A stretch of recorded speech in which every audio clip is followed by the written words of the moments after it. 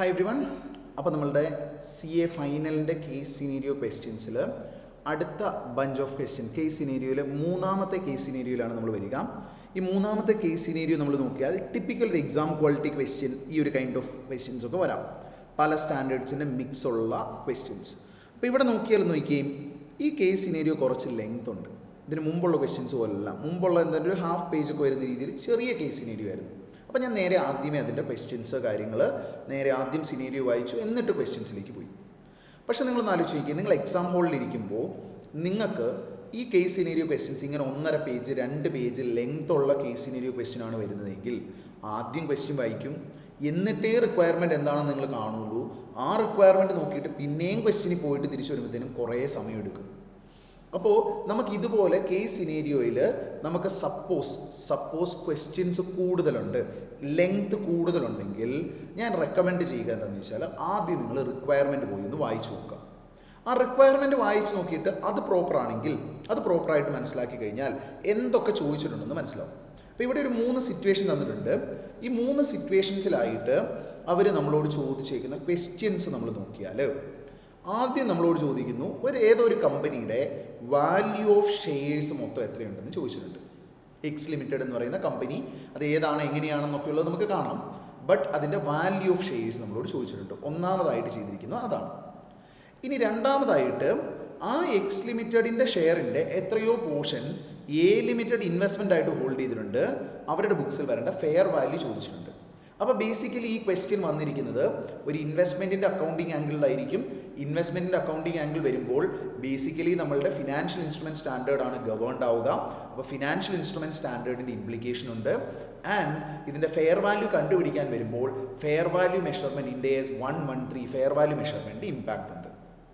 ഇനി രണ്ടാമത്തെ ക്വസ്റ്റ്യൻസ് കഴിഞ്ഞ് മൂന്നാമത്തെ ക്വസ്റ്റ്യനിലേക്ക്, അപ്പോൾ ആദ്യത്തെ 2 എണ്ണം വന്നേക്കുന്ന ഒരു ക്വസ്റ്റ്യനകത്ത് ഒരു പാർട്ടിനകത്ത് തന്നെയുള്ള 2 സബ് ടോപ്പിക്കാണ്. അങ്ങനെയാണ് ഫസ്റ്റ് ആൻഡ് സെക്കൻഡ് ക്വസ്റ്റ്യൻ. ഇനി തേർഡ് ക്വസ്റ്റ്യനിലേക്ക് വന്നാൽ നോക്കി, by what amount the revenue will be measured and recognised by A limited in case of telecom sector. അപ്പോൾ ടെലികോം സെഗ്മെൻ്റ് ഉണ്ട്, അതിൽ എത്ര റവന്യൂ റെക്കഗ്നൈസ് ചെയ്യണം എന്നാണ് ചോദിച്ചിരിക്കുന്നത്. അപ്പോൾ റവന്യൂ റെക്കഗ്നൈസ് ചെയ്യേണ്ട ആംഗിൾ ചോദിക്കുമ്പോൾ എന്താണ്, ഇൻഡേസ് 115 റവന്യൂ ഫ്രം കോൺട്രാക്ട്സ് വിത്ത് കസ്റ്റമേഴ്സിൻ്റെ എന്തോ എലമെൻ്റ് അവിടെ ടെസ്റ്റഡ് ആണ്. ഇനി അടുത്ത 3 ക്വസ്റ്റ്യൻ നോക്കുമ്പോൾ നോക്കി, ആദ്യം നമ്മളോട് ചോദിക്കുന്നത് ക്യാപിറ്റലൈസേഷൻ റേറ്റ് എത്ര, രണ്ടാമതായിട്ട് what is the borrowing cost on specific borrowing, മൂന്നാമതായിട്ട് what is the borrowing cost on general borrowing. ഈ 3 ക്വസ്റ്റ്യൻസും it is based on the borrowing cost standard. അപ്പോൾ ഈ ഒരൊറ്റ സിനേരിയോയിൽ നമ്മളോട് ചോദിച്ചിരിക്കുന്ന ഈ കേസ് സിനേരിയോയിൽ ചോദിച്ചിരിക്കുന്ന 4 സ്റ്റാൻഡേർഡ്സ് ആണ്. സോ ഏതൊക്കെയാണെന്ന് ചോദിച്ചാൽ ഇൻഡേസ് 109, 113, അതുപോലെ തന്നെ 115 ആൻഡ് 23. ഇതിൻ്റെ കമ്പൈൻഡ് ആപ്ലിക്കേഷൻ വരുന്ന ഒരു കേസ് സിനേരിയോ ക്വസ്റ്റ്യൻ ആണ് നമ്മൾ കാണാൻ വേണ്ടി പോകുന്നത്. അപ്പോൾ നമുക്ക് നോക്കിയാലോ. അപ്പോൾ നമ്മൾ നോക്കിയാൽ A limited is diversified business operating in multiple business segment across different parts of the world. It maintains its books and publishes annual financial statements under Ind AS. Finance team working on closing the books.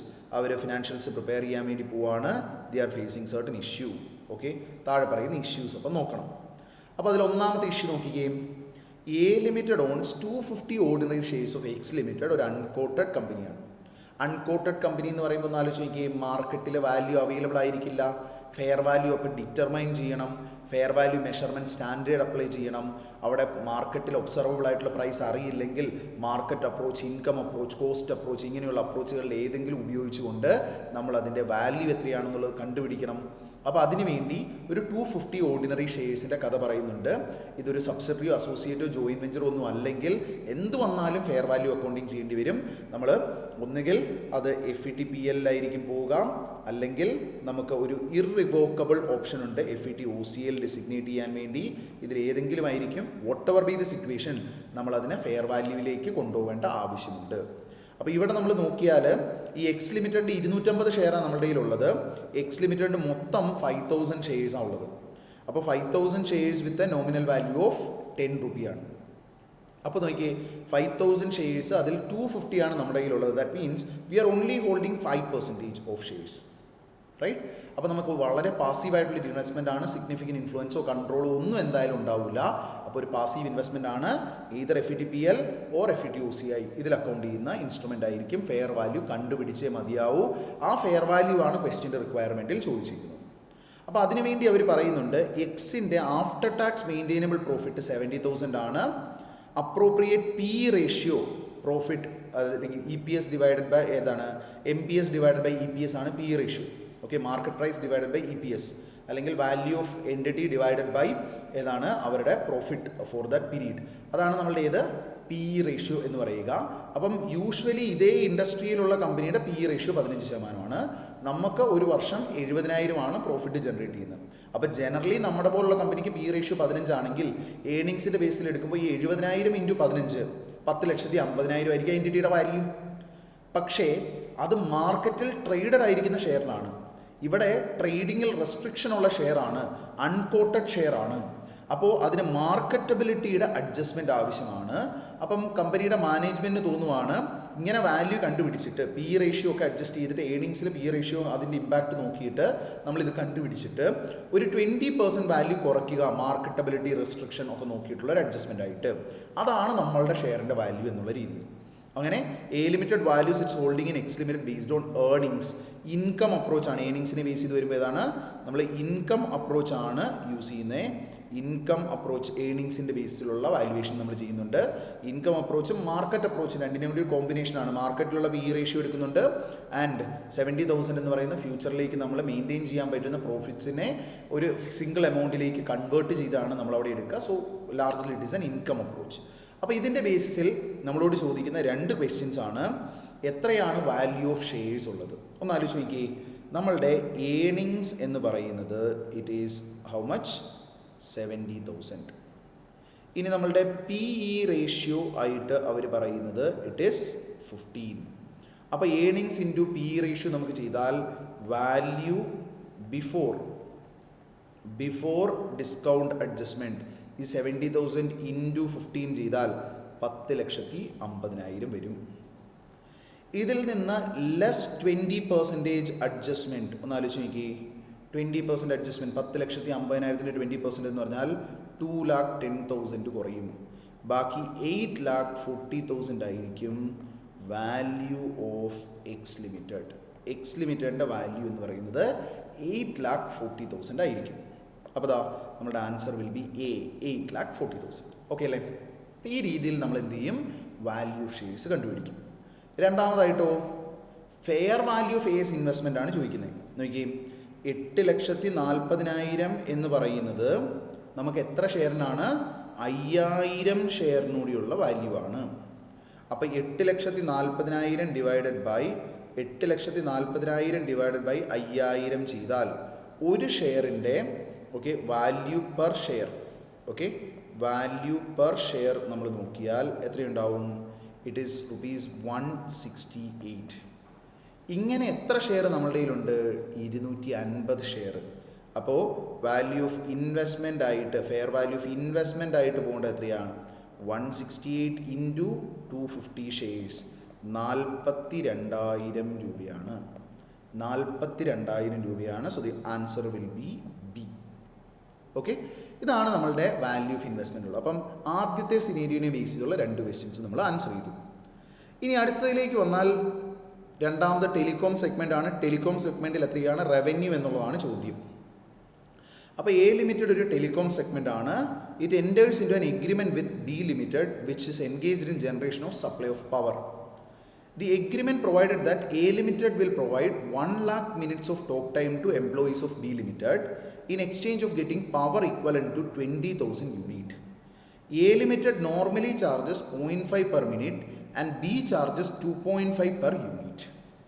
അപ്പോൾ ഇവിടെ ഒരു exchange ആണ്, non monetary exchange ആണ്.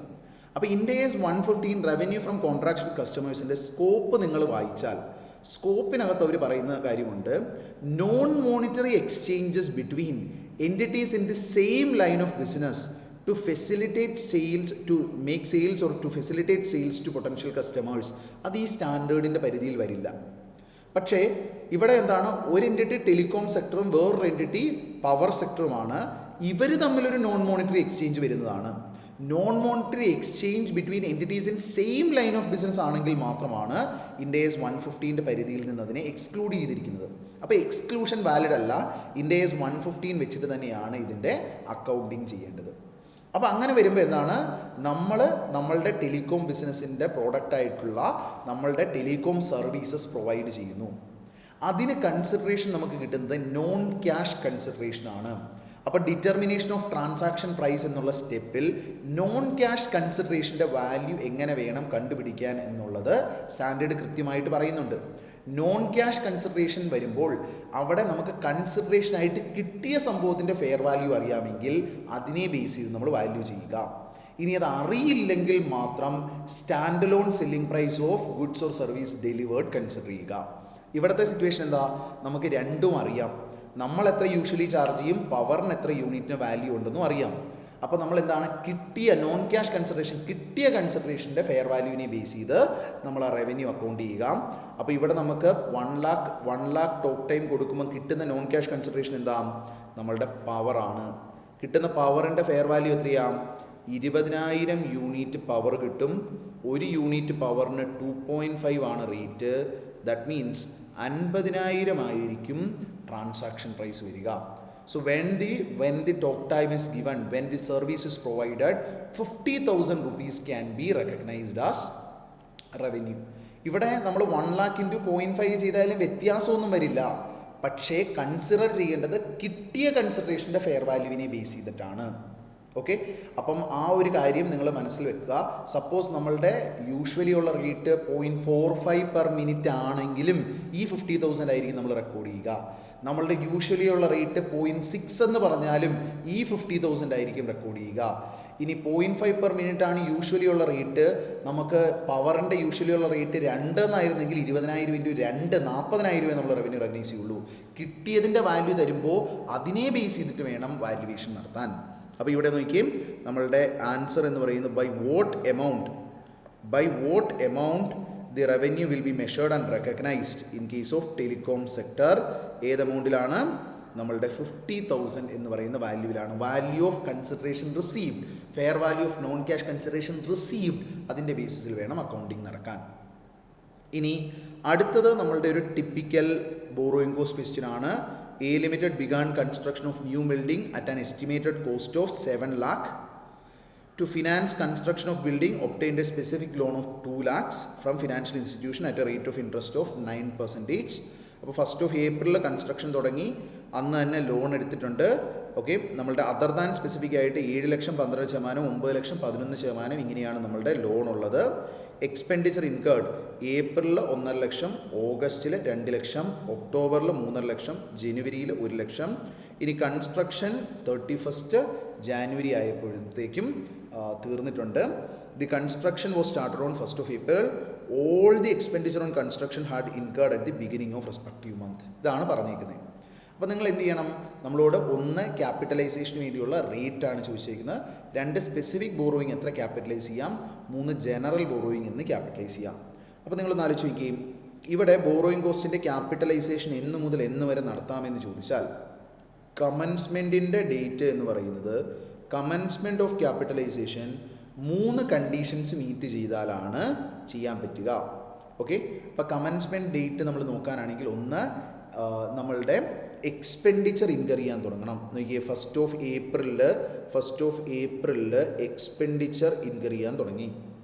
ശരിയല്ലേ, നമ്മൾ 1.5 ലക്ഷം രൂപ spend ചെയ്തു, പൈസ ഔട്ട്ഫ്ലോ വരാൻ തുടങ്ങി. ഇനി 1st of April തന്നെ ബോറോയിങ് കോസ്റ്റും വരാൻ തുടങ്ങിയില്ലേ. ഫിനാൻസ് അത് അവർ ലോൺ എടുത്തിട്ടുണ്ട്, അതർ ദാൻ സ്പെസിഫിക് നേരത്തെ നിപ്പുണ്ട്. 1st of April തൊട്ട് എന്തുകൊണ്ട് ഇൻട്രസ്റ്റ് ഇൻകർ ചെയ്യാൻ തുടങ്ങി. കൺസ്ട്രക്ഷനും 1st of April സ്റ്റാർട്ട് ചെയ്തു എന്നാണ് പറയുന്നത്. ആക്റ്റീവ് ഡെവലപ്മെൻറ്റ് അന്ന് സ്റ്റാർട്ട് ചെയ്തിട്ടുണ്ട് April 1st. അപ്പോൾ ഈ 3 കണ്ടീഷനും സാറ്റിസ്ഫൈ ചെയ്തേക്കുന്ന 1st of April ആണ്. So 1st of April 20x1 നമുക്ക് കമൻസ്മെൻറ്റ് ഡേറ്റ് ആയിട്ട് എടുക്കാം. ഇനി അവിടെ നിന്ന് എന്ന് വരെ ക്യാപിറ്റലൈസേഷൻ നടത്താൻ പറ്റും, എന്ന് വരെ നടത്താൻ പറ്റുമെന്ന് ചോദിച്ചാൽ സ്റ്റാൻഡേർഡ് പറയുന്നു എന്നാണ് സബ്സ്റ്റാൻഷ്യലി ഉള്ള ആക്ടിവിറ്റീസ് ആർ കംപ്ലീറ്റഡ്. ഇവിടെ ജാനുവരി 31st ആയപ്പോഴത്തേനും കംപ്ലീറ്റ് ആയി എന്ന് പറയുന്നു. അപ്പം ഇതുകൊണ്ട് എന്തായാലും substantially all activities are completed.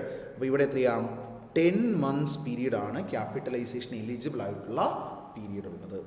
Okay, അപ്പോൾ ക്യാപിറ്റലൈസേഷൻ എലിജിബിൾ ആയിട്ടുള്ള 10 months പീരീഡാണ് 1st of April മുതൽ January 31st വരെ. ഇതിൽ നമുക്ക് സ്പെസിഫിക് ബോറോയിങ് ഉണ്ട്, ജനറൽ ബോറോയിങ് ഉണ്ട്. ഫസ്റ്റ് ക്വസ്റ്റ്യൻ, ജനറൽ ബോറോയിങ്ങിൻ്റെ ക്യാപിറ്റലൈസേഷൻ റേറ്റ് എത്രയാണ് നോക്കിക്കേ. ജനറൽ ബോറോയിങ് മൊത്തം നമുക്ക് 16 ലക്ഷം ഉണ്ട്. ഇനി ജനറൽ ബോറോയിങ്ങിൻ്റെ ഇൻട്രസ്റ്റ് നോക്കാനാണെങ്കിൽ 7 ലക്ഷം ഇൻറ്റു 12% നമുക്ക് 84,000 ഇവിടെ ഇൻട്രസ്റ്റ് ഉണ്ട്. 9 ലക്ഷം ഇൻറ്റു 11% നമുക്ക് 99,000 ഇവിടെയും ഇൻട്രസ്റ്റ് ഉണ്ട് അല്ലേ. 99,000 പ്ലസ് 84,000 നമുക്ക് എത്രയാണ് 1,83,000 നമുക്ക് ഇൻട്രസ്റ്റ് ഉണ്ട്. അപ്പോൾ ഈ 1,83,000 ഡിവൈഡഡ് ബൈ 16 ലക്ഷം നമുക്ക് എത്രയാണ് 16 ലക്ഷം വെച്ച് ഡിവൈഡ് ചെയ്താൽ നമുക്ക് എത്ര വരും? Will be having 11.4375%. ഇതാണ് നമ്മളുടെ ക്യാപിറ്റലൈസേഷൻ റേറ്റ്. ഇങ്ങനെ ആൻസർ ഉണ്ടോ എന്ന് നോക്കാം. Capitalisation rate, what will be the capitalisation rate for computing borrowing cost eligible for general borrowing 11.4375%. Okay അല്ലേ. ഇനി അടുത്തത് നമ്മളുടെ സ്പെസിഫിക് ബോറോയിങ്ങിൻ്റെ ഇൻട്രസ്റ്റ് എത്ര ക്യാപിറ്റലൈസ് ചെയ്യാം എന്നുള്ളതാണ്. സ്പെസിഫിക് ബോറോയിങ്ങിൻ്റെ എമൗണ്ട് നോക്കിക്കുകയും മൊത്തം എക്സ്പെൻഡിച്ചർ 7 ലക്ഷമുണ്ട്, അതിൽ നിന്ന് 2 ലക്ഷം സ്പെസിഫിക് ലോൺ ഉണ്ട്. ഓക്കെ, അപ്പോൾ നിങ്ങൾ നോക്കിക്കുകയും ഇവിടെ ഏപ്രിലിൽ 1.5 ലക്ഷം ഇത് മൊത്തത്തിൽ സ്പെസിഫിക്കിൽ നിന്നാണ്. ഇനി ഇവിടെ 2 ലക്ഷം നമ്മളുടെ 1st of Augustലുള്ളതിൽ 50,000 ബാക്കിയും കൂടി സ്പെസിഫിക്കിൽ നിന്നാണ്. ഓക്കെ, ദെൻ അത് തീർന്നു കഴിഞ്ഞിട്ട് 1.5 ലക്ഷം രൂപ മാത്രമേ ഇവിടെ ജനറലിൽ നിന്ന് യൂട്ടിലൈസ് ചെയ്തിട്ടുള്ളൂ. ഇനി പിന്നെ ഒക്ടോബറിൽ വരുന്നത് ജനറൽ ബോറോയിങ്ങിൽ നിന്നുള്ള യൂട്ടിലൈസേഷൻ ആയിരിക്കും. പിന്നെ ജനുവരിയിൽ വന്നേക്കുന്നതും ജനറൽ ബോറോയിങ്ങിലുള്ള യൂട്ടിലൈസേഷൻ ആയിരിക്കും. അപ്പോൾ നോക്കിയേ 1,50,000 മാത്രമേ ബിഗിനിങ്ങിൽ യൂസ് ചെയ്തിട്ടുള്ളൂ. 50,000 ലോൺ എടുത്തിട്ടും ഇൻട്രസ്റ്റ് അതിൽ വന്നുകൊണ്ടിരുന്നിട്ടും നമ്മൾ ഉപയോഗിച്ചിട്ടില്ല. ഓഗസ്റ്റ് ആകുമ്പോഴാണ് ബാക്കി 50,000 കൂടി യൂട്ടിലൈസ് ചെയ്യുന്നത്. അപ്പോൾ ഇങ്ങനെ സ്പെസിഫിക് ബോറോയിങ്ങിൽ ഇൻട്രസ്റ്റ് വരുമ്പോൾ എന്ന് ഉപയോഗിച്ചു എന്ന് നമ്മൾ നോക്കേണ്ട ആവശ്യമില്ല. നമ്മൾ എന്ത് ചെയ്താൽ മതി, actual borrowing cost incurred. Okay, ഈ 10 മാസത്തെ പീരിയഡിൽ actual borrowing cost incurred less income from temporary investment എന്തെങ്കിലും ഉണ്ടെങ്കിൽ അത് കുറച്ചാൽ മതി.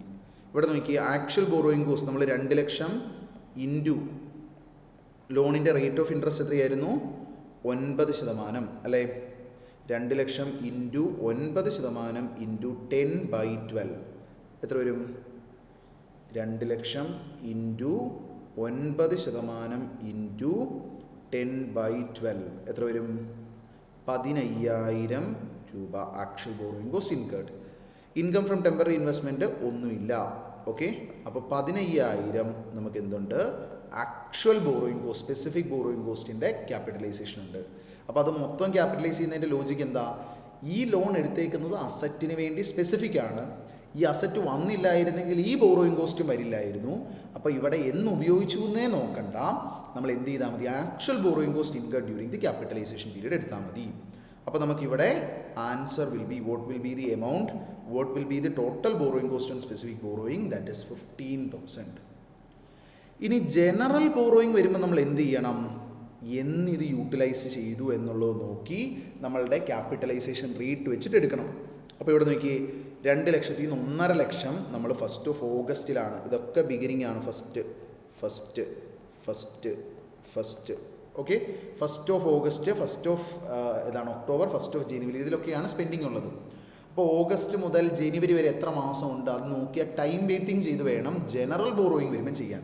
അപ്പോൾ August, September, October, November, December, January, ഇവിടെ വരുമ്പോൾ 6 മാസമേ ക്യാപിറ്റലൈസ് ചെയ്യാവുള്ളൂ.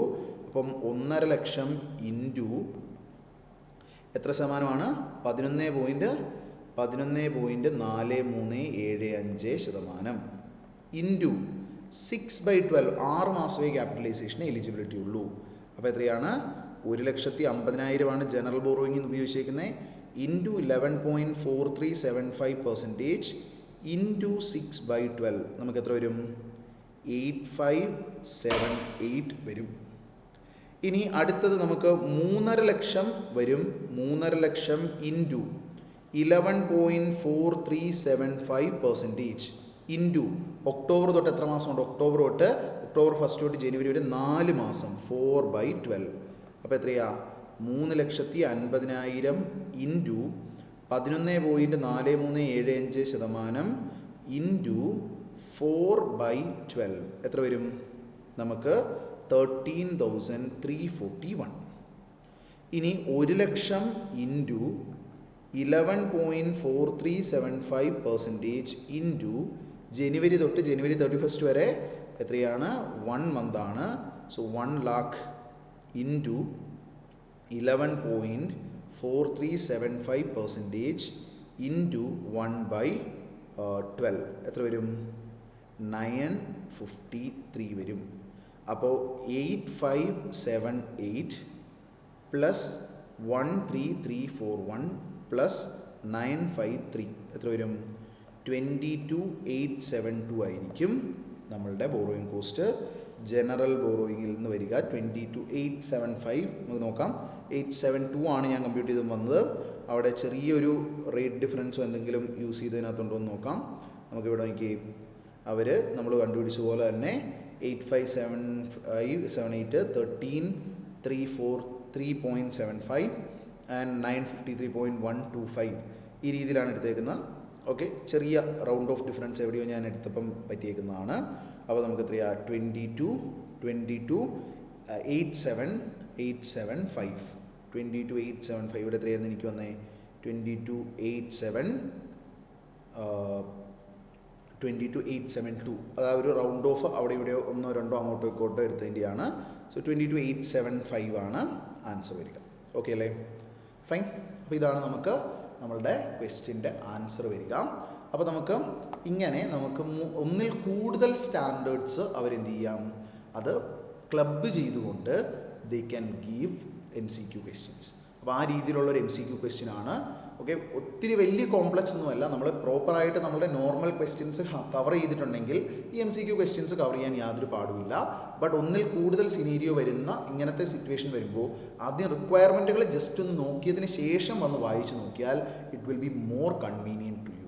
ഓക്കെ, അപ്പം I think it is clear to you. നമുക്കിനി അടുത്ത സിനീരിയോ വെച്ചിട്ട് അടുത്ത വീഡിയോ നോക്കാം. Okay, thank U.